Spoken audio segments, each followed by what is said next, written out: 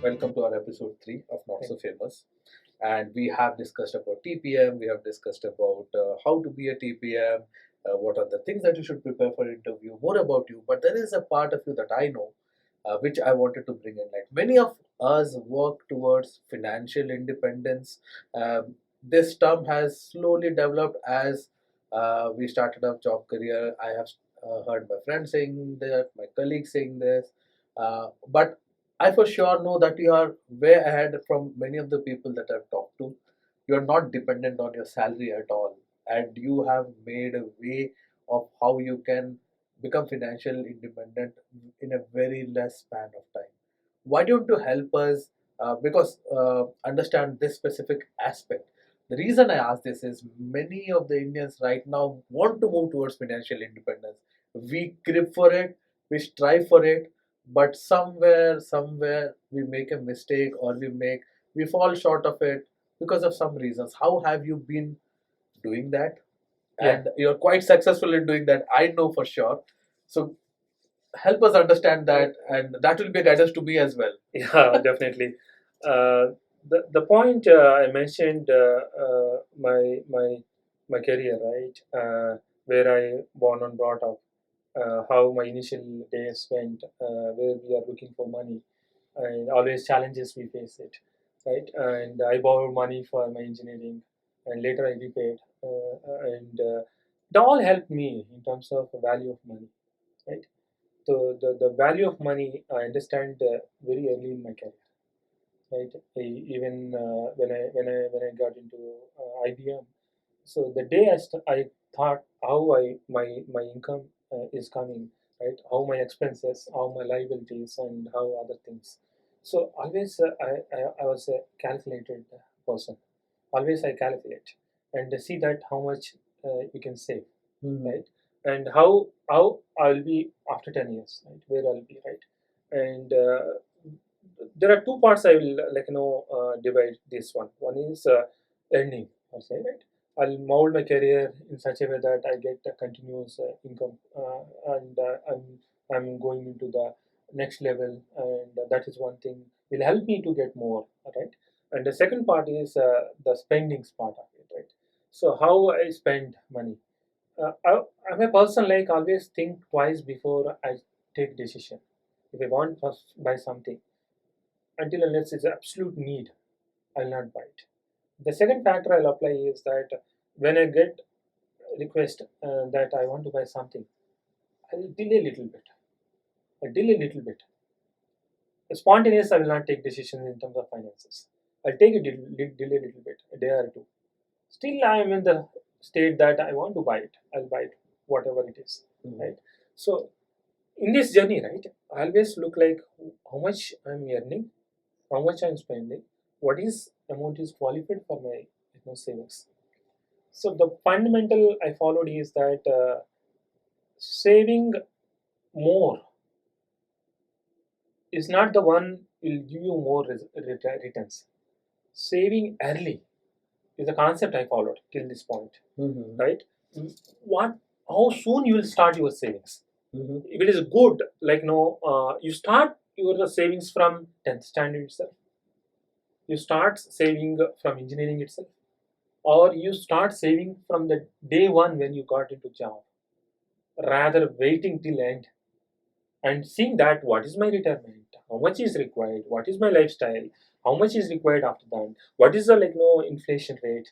By the time 20 years down the line, what would be the inflation rate? What is my living standards that time? Yeah. Right? You don't look for that point. As soon as you have 100 rupees, start with that, right? For an example, if I save 100 rupees per day, it will be 36,500 rupees after a year. You will not realize that just 100 rupees I'm saying, it will be 36,000 after a year. It will be surprising to you. The beauty part when you start early, the compounding is going to do magic. Got it. Right? For an example, I'll not get into the details of the financial planning. I'm not so expert in that. But when you start saving at 22, at 23 when you got into job, right? You have 30 years or 35 years in the career to save. When you see the real compounding, saving till 18 years, will return something. Saving additional 5 years more will compound like huge amount. Right? I followed till this point. I followed that principle. The day when I got into job, I know very clear. I have some liabilities. I have to repay the liabilities. I have to take care of my parents. I have to take care of my living expenses in Bangalore. Right? I know when I'm planning for marriage and what is required to that. Always calculations. When I got 10% increment, what am I going to do with this 10% increment? Am I going to consume something? Am I going to buy some iPhone? Am I going to buy some car? Am I going to buy some two-wheeler? I'll be more calculative. That helped me a lot. The savings part, right? As soon as some money is there in my hand, I put in savings. Despite all other things are in place, I will put in savings. That helped me to well positioned at this point. You won't believe that when I started my career, I have around 3 lakh rupees debt liabilities, right? And I always think about when I clear this one. That hesitation is always in my mind. Now, with all these calculations and due diligence that I applied and savings and see that whether I want to really need that one and hunt for the opportunities where you want to save it. If you don't know financially good knowledge about it, and you start with mutual funds, index mutual funds, and you start pumping money into that will compound results after some time. Yeah. Right? Market So, always grows. Market always goes, so you will not see always up cycle or down cycle. It will be up and down cycles. This is the nature of the market. We can't control much over that. Yeah. You start early saves as much as possible. After some time, you'll be fully financially independent. For every thing, you don't need to look for your salary to come. To me, right? At this moment, I don't look for my salary to come to take some decisions out of it. I have prepared my plan such a way that whatever savings I do, returns will be there. I use returns to do things. Even my kids' education or household expenses or my parent expenses, everything, right? I have calculations. Even salary is not coming, I know how to take care of it. Oh, when you look at youngsters, right? One good advice that you gave to youngsters is you start saving early. Now, there is a different school of thought that you also abide to, which is more on the lines of that you need to have a secondary income as well. Like saving is a part of it. You invest in mutual funds that gives growth so that you beat inflation as your money grows and all of that. But I'm very well aware that you also are a proponent of secondary income. How do you invest in a way that gives you a secondary mode of income to you other than the salary that you earn? Why don't you highlight something about that? How do people think on those lines? Like many people try to do that. We are unsuccessful. I have tried that. I was unsuccessful. So, what kind of guidance would you have for youngsters to do that so that they can start thinking on those lines? Absolutely. The first part is you have a primary income, you settled in some profession and you are getting continuous funds. So you are saving a lot. That is pretty much good, right? So what if there are circumstances where the industry is going down, right? Or external factors are influenced you on your regular income, right? The solution is you have to plan secondary income, right? Secondary income such a way that that will be taken care of all of your expenses, right? So in financial terminology, there is a term called you should always have 6 months of expenses in the account, so that if something happens to your primary function, the savings are there to get rid of it, right? Or will help you to come out of the phase. So that's good. But my another thought is build a secondary income option. You explore, because you may be thinking of so many options in your life, right? You go back and see that what is your strength, right? For an example, I will take my example so that people can relate things. I came from farmer's background. What we generally do is that as soon as we get crop, right? We get things. We will sell everything because we have liabilities to pay off, right? We have to pay to daily labor expenses. We have to pay to the fertilizers expenses. We have to pay other expenses the transportation, etc. We'll sell it up, and what happens generally the price will go down during that time, right? So we have to sell. We don't have any other option, right? Because we have to pay the liabilities. That's more important than keeping the things for maybe 3 months, 4 months, 6 months down the line.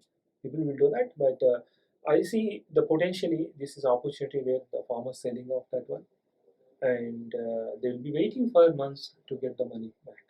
It's not like instantly they will get the money as soon as you sell the things, right? So I see an opportunity. Initially, my father he started this one, so I didn't start it essentially.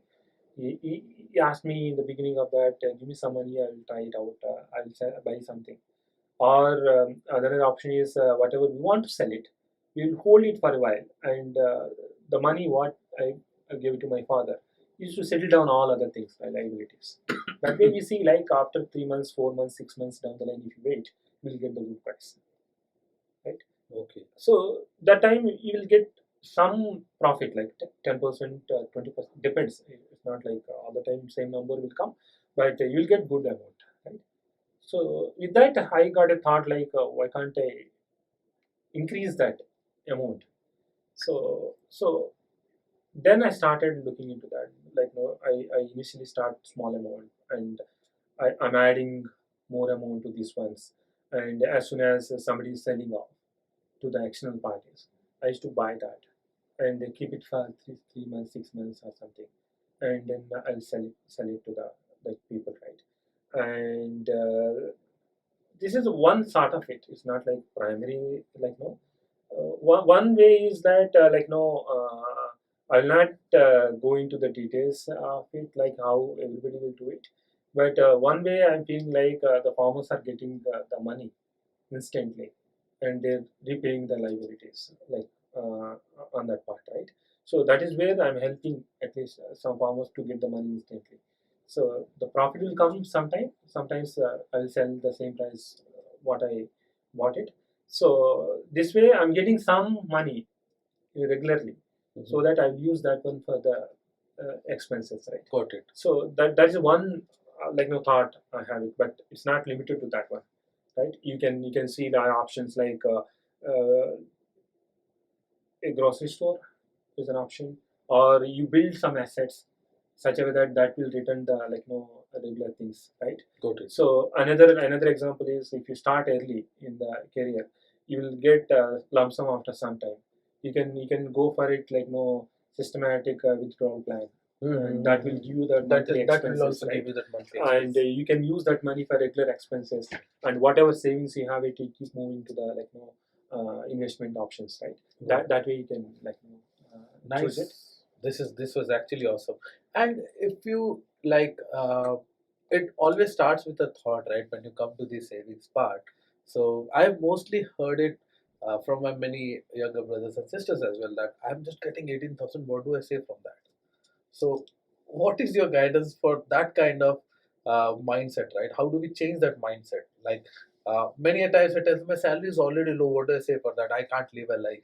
There is that school of thought. Then there is a school of thought where like I have 18,000. Let me say 5,000. I'll spend the rest 13,000 on myself on these. So, what is your guidance to them? And how can they change their lives if they start saving right now? Very good point. Most of the people I have seen, I also come across that, hey, I'm getting a 50,000 rupees salary, and I don't have money to save like you, right? But it's not about the money what you're getting, right? Even if you go back to the villages, they get daily 300 rupees as wages, and if you calculate per month how much it is, 9,000, 9,000, right? But still they save. It's all about the mindset you have to set. It's not like the amount of money you are getting it, right? To me, right, what I do is, if you ask me, 18,000 I'm getting, I'll take same example. I have to see like how this 18,000 is going. I'll put 1 month expenses. I have to see like in 18,000 what are the absolute needs, right? We can't take it out, right? For an example, I'm buying 2 liters of oil per month. Mhm. Maybe an absolute need. 10 kgs of rice I'm buying. Absolute need, right? And you see some of them definitely not absolute needs, right? The beginning I said 100 rupees is good enough for start the investment. How it will help you? It will help you to set the mindset, the investment mindset. Got it. Yes. You don't need to be saving 18,000, right?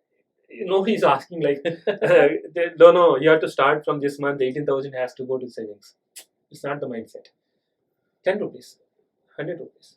Like if you go back 40 years back, right? Your grandfather father and grandmother used to have the box. Yeah, They yeah. drop the coin. Drop the coin and As soon as they get 2 rupees from the when you bought vegetables and they return change to back to you, they keep these 2 rupees in the box. What happens after a year? They'll buy something with that 1 Yeah. rupee 2 rupee savings, right? correct. It is all about mindset, not the money amount of money, right? You start with 100 rupees if you have it. 18,000 you spend, 17,900 is going absolutely. Maybe 100 rupees is left out. Next month you see that you can take it to 200. Next month you see 300. Lifestyle can't change overnight. That's the one blunder people will do it. Lifestyle you can't change overnight. Today I'm I've seen many people in sports also. I'll take an example, right? They'll say that, hey, tomorrow onwards I'm coming for running or walking. I buy shoes today and everything will be settled. First day they'll come on time, right? They'll stretch beyond their level, right? If they are able to drive 5 kilometers, they'll take 10 kilometers. But I'm aspirant, right? I believe that will go on, right? So that's a similar way. You see, the first day, you say first month 100 rupees, second month you see another revision calculation 200, like that you see. After some time, psychologically, what will happen is, as soon as you see some money, right, you will see where to invest rather what to buy. Right. Why it happened? It's all mindset you built. You trained yourself slowly to that mindset. Good. That really helps, and I think that will help a lot of people in the audience because this is typically what I've seen in many of the places. And Srini, it was honestly great talking to you. Thanks for all your guidance and mostly the last part of finance and how to be a TPGM. It gave a lot of insight to many people who would be listening to our podcast. And it was nice meeting you. Thank you so much, Thanks a Asigo. lot. Thanks so much for giving this opportunity. No worries. And first time I'm talking and reviewing the information, what is my past, and hope this helped is going to help. Yeah, couple of it will folks. be helpful. If any questions, we can definitely take Sure. a shot. And guys, do look into the descriptions. We will have our Dodo app mentioned, which has links where you can come and connect to these people and take guidance from them. Do subscribe to our channel and leave a like if you love it. Thank you.